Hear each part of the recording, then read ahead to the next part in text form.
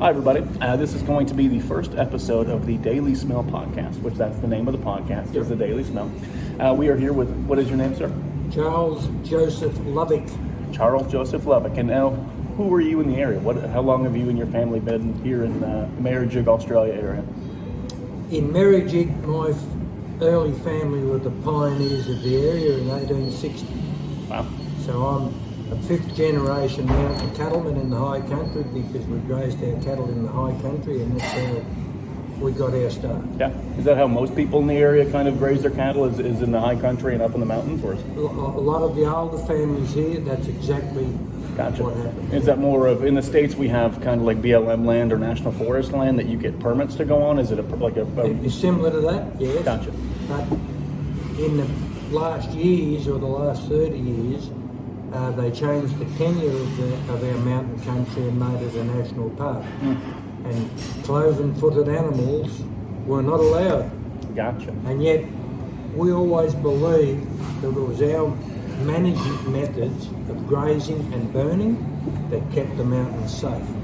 Since we've been removed in 2005, there's been the most horrendous fires through this country because there's no management. Yeah, and that's where 2006 Craig's Hut burned down, right? Exactly. For the first time, yeah, and they had to come in and rebuild it, and that's another just fun fact. The Man from Snowy River, which was filmed here in the Merrijig area. What was your role? I was called the Master of Horse. I controlled all the horse work and all the horses for the actors and taught the actors pretty much all to ride, that sort of thing. Wow.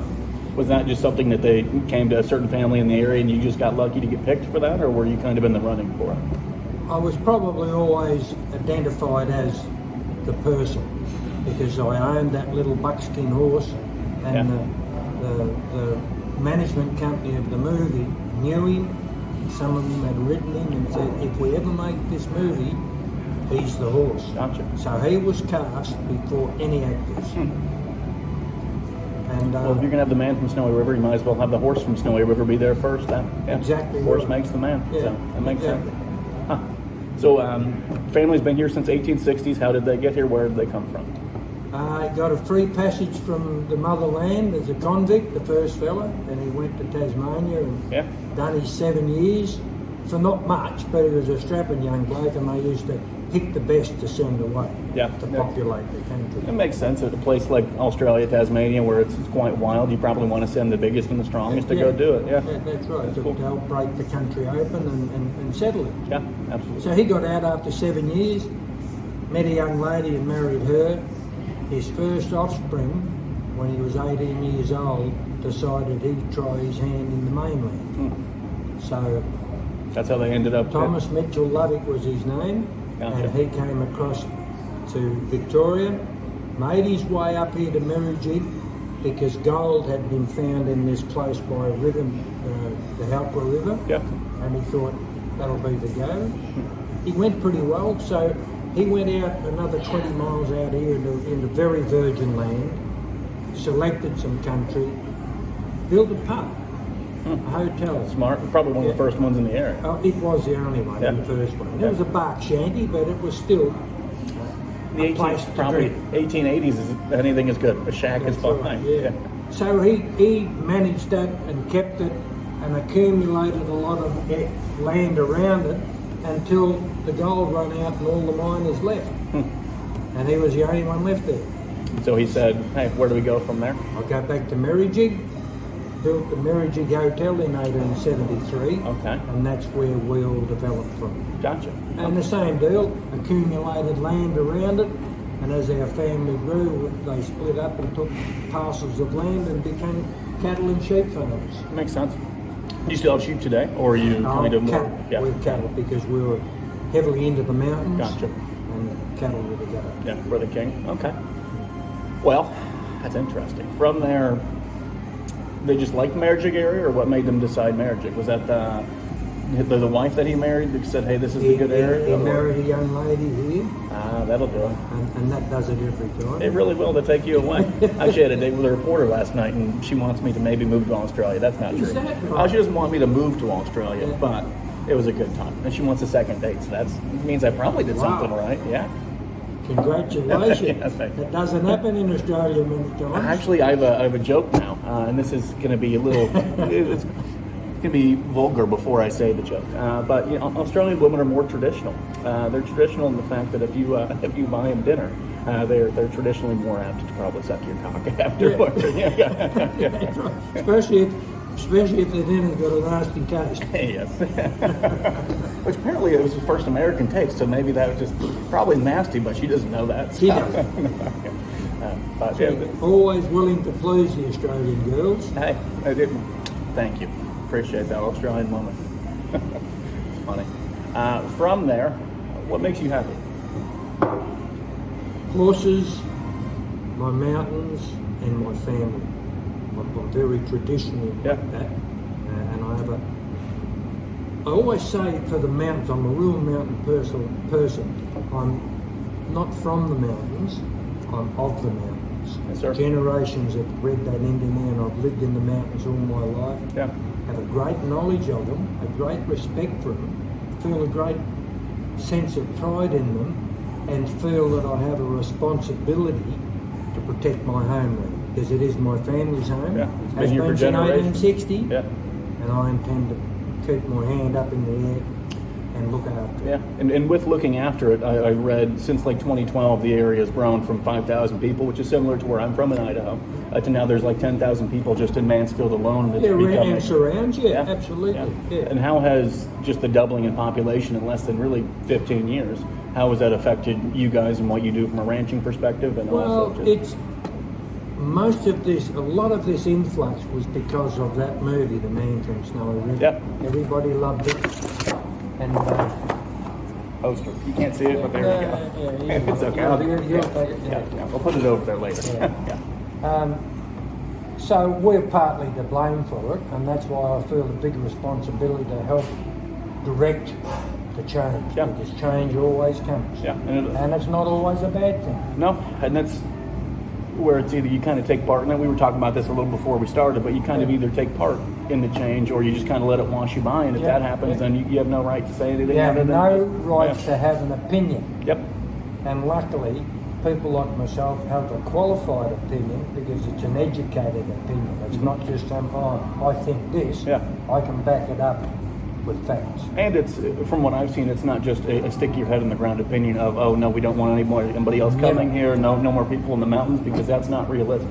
Because once it's similar where I'm from in Idaho. Since the 90s, we've been pushing tours and pushing people to, hey, look at us. And now that people are coming, a lot of people in Idaho are getting pissed. And they're like, hey, don't you change, which I understand, because there's a change in the way of life happening, but that's, once you open that door to people coming, you can't shut it. It's something that you can direct it, but you can't shut that door. My old man Jack Lovick was a recognised legend of the high country, and his attitude was, let the people come, but make sure you educate them to what the history says. Yep. Don't just turn them loose because they don't know. Yeah. And that's good advice on that one. Yeah. If you were to kind of plan the next 15 years in the area, or just kind of have a hope for the 15 years, what would you like to see happen? I'm in the middle of developing a heritage Hall of Fame called the High Country Hall of Fame here in Merrigy to house all the heritage, history, tradition and culture of what we've been talking about there before it's wiped away. Yeah. And that's what scares me. I might be able to spend the rest of my life in the bush, but if I can't take the people to the mountains, I'll bring the mountains back to the people where they can come here in comfort, have a look at it, listen to all these stories, see the real stuff, and get a passion for what my passion is. Yeah, from the That's my generational goal. passion that you have. Yeah. Makes sense. With that passion, Danny was one of the horses in the movie. Denny. There we go. I said it wrong. No, you're a Yank. I am a Yank. I'll let you go with that one. Thank you. And with that, was that your favorite horse, or do you have a favorite horse that you've had, or is that not something that you kind of do?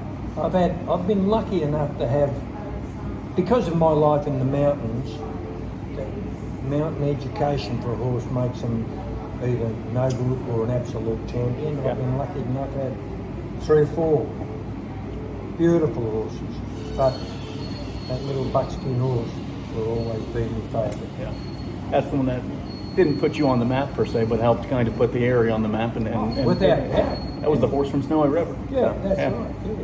Yeah. And I'm refilming his history and his story from where we bought him all the way through Snowy and other stuff I've done with him through to his death. Huh. So people will have an understanding of the real truth behind him, Yeah. not people saying, "Oh, I think my dad owned him once and Yeah. he was a foal out of an old mare we had." No, I get the real wanna make history. that, yeah. Yeah, It's going to be the truth. good. That'll be unique. I'm looking forward to seeing that. Actually. It'll be a little mini Snowy River. It'll be good. Because Tommy Burlinson, the man, Yeah. Tim Craig, the Yeah. man for Snowy River, he fell in love with that horse because that horse took him right through a movie and taught him so much, and they were always best mates. Yeah, And you could tell in the movie how close they were in the Yeah. chemistry that they had. Yeah, and Tom will have a big say in this movie and paint the picture of what him and that horse went through and why they had such a love affair. it'll be awesome. It's going to be great. Yeah, I'm looking forward to that. Yeah. With that same line of thinking, what if you had any advice to give to any just people in Australia before we kind of move worldwide? If somebody was looking to get into just the horse business, the cattle business, what would your advice be? Look, I think you need a vision of what you want to do and then be absolutely true to that vision. Don't wander away from it. If you're good enough to think this is what I want to do, bloody well do it. And you'll take some hits along the way. I've taken plenty of hits on the way. But I'm still here and I'm still spruiking the same stuff because I have a vision, a knowledge of it, and a passion for it. And when you say vision, do you mean a 5-year vision, 10-year vision, or do you mean something that's a much broader, hey, you need to have a generational vision with what you're trying to do? Generational vision. Yeah. Because if you want to change things for the better, you've got to have a long-term view and back it all the way through while you bring people on with you. No, I absolutely agree. Maybe a bit like Jesus done with his apostles. No, agreed. It's kind of like the whole America free will idea. It's every idea that's ever out there that you want to affect change of in a positive way. If you want it to last a long time, you better think in a 1,000-year scale. You have to. Yeah. Or you just get wiped away with the change in time. That's what'll happen. I'm very philosophical today. Hey, there we go. It's my first beer. That's probably what it is. Cheers to that. Most people in Australia know I do like a beer, and it loosens the vocal cords a bit. That does to most people, doesn't it? It does. It makes them a little bit more able to say whatever they want to say without fear of repercussion. But as you get older too, you don't care. You No. say, "But Yeah. if you don't like it, don't worry about it. Yeah, screw it. You Plus can have it- a different opinion, but this is my opinion. Yep.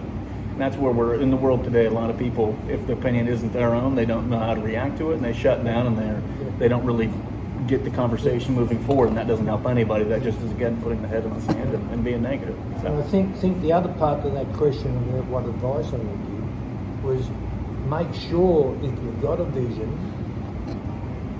spread your views, but take other people's views into account. Check them out, prove them out, do whatever, but don't just become Yeah. narrow-minded. tunnel vision is not good for anybody. No Yeah. good at all. Yeah. Be malleable. This is something I was told growing up. Is you might be smart, but everybody else around you is just as smart, and they have ideas too. And so if you have a line that you want to go on, sometimes it's a zigzag line before you get. Talking about malleable, my head's very malleable. Every cowboy that punched me in the head in the pub said, "He's got a malleable head."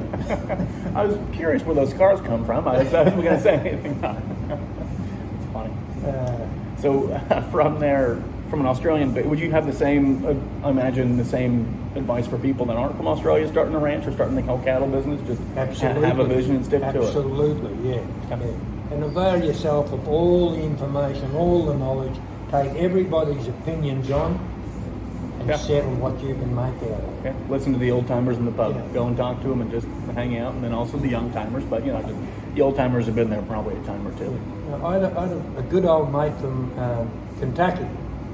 Grandpa. Graves was his name. Gotcha. He was a bank owner, Yeah. and he fell in love with a man from Snowy River, and he came out here, and I went over there, and we had a great time. And he just gave me some advice, and I said, Jake, what's the meaning of life? And he said, mate. And he got the word mate and he used it all the time. He said, life, it's just a stage we're going through. Don't make too much of it. Yep, and it's not that serious.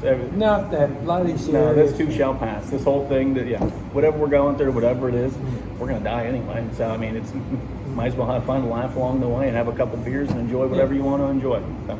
I think what a lot of different countries and the people from them see what we've done with that movie, and it's as close as we could get it, putting on film, to the Mountain Cattlemen of Victoria. Yeah. That's what the whole thing was. And they always said you had to be a hard, tough man to survive in that high country. Well, the bones of hard, tough men are still lying there bleaching in the sun. But there's no bones of no smart. Yeah. You've got to have a bit of noodle up here as well as being tough and brawny. And we say with our horses, and this is one of my absolute sayings, the best time for a horse is somewhere, probably starting in his early teens. That's when the brain meets the brawn, and you've got a good horse there. Gotcha. Up till then, sometimes it's brawn and no brain, all that. I mean, occasionally things are shiny. You like to go after them, so I can imagine occasionally that happens. But when you were going hell for leather out in that seriously dangerous bush country, you've got to have a horse that smarts. Yeah. He can't just be all brute force, or he'll kill you and himself. That's never fun for anybody. No. I've died 2 or 3 times out there, so I know. Yeah. Well, I'm glad that you got resurrected and are here today. Yeah. Because otherwise, this beer would be very lonely. So that's not good. Okay. Well, from there, if you had just any advice in general for people, and then we'll finish it with it's a 1 beer conversation, which is fine. Sure, yeah. It's not 1 beer, it's 2 beers. Oh, it's a 2 beer conversation. Yes. One each beer. That's right. 1 beer's got me a little discombobulated here. But if you had to give advice to anybody in the world, just not necessarily a ranching advice, but just hey, here's what you should really live by, and just a philosophical, just hey, here's what you should do day to day. What would you say? You will find out if you're any good by being true to yourself and your vision. Don't keep chopping and changing. If your vision was wrong and you're not capable of fulfilling it, you'll go by the wayside. Yeah. So be true to yourself. Yeah. I find that creation generally speaks, and if you're listening to creation, following whatever your vision is, it'll either tell you really fast, hey, this is something you should be doing, or it'll punch you in the face and tell you'll do something else. Yeah. You'll feel, now this is my calling, and I'm learning all the time, but I'm getting better at it. Absolutely. Yeah. But it's just them bloody women that can't understand it. I don't think anybody can really understand them. I think themselves don't understand them. But so you heard it here from a man that's got more experience with women than I have. I don't know. Yeah, but yeah, if you died 3 times, I just imagine the 3 times are going to be the women from the bush rather than the bush killing you. And with jealous husbands. Sometimes you got to be the milkman. So that's right. You got to get out of there. But somebody said, how would you like to die? I said, I want to be shot in the ass, getting out of some Sheila's bedroom window by their husband. Fall right in the face and die. Well, here's to getting shot on your ass. Thank you for the conversation, Charlie. Appreciate you. I'm glad that you come and have enough foresight to want to ask these questions. I know your passion for what you're doing, and you want to help spread the word. I do. And that's great. Thank you. And that's something that I'm excited to have this be the first episode of the podcast, and then move forward with. I just want to share consciousness and share people's different points of view of consciousness, and say, hey, look, we're all unique. We're all different, but we're all not that different. We all have the same basics. You want to eat, you want to sleep, you want to love wherever you want to love. Do something meaningful, not be well, you're probably pretty lucky you got me. I've just been to the doctor, and he tells me I'm dying. Sorry to hear that. Well, I said, how long? He said, oh, probably 20 or 30 years if you're lucky. I am lucky I can now. 20 or 30 years, I might be dead, because this is good. But, Well, thank you, Charlie. We're going to keep talking, but that's enough for you guys for now. So, See ya. See ya.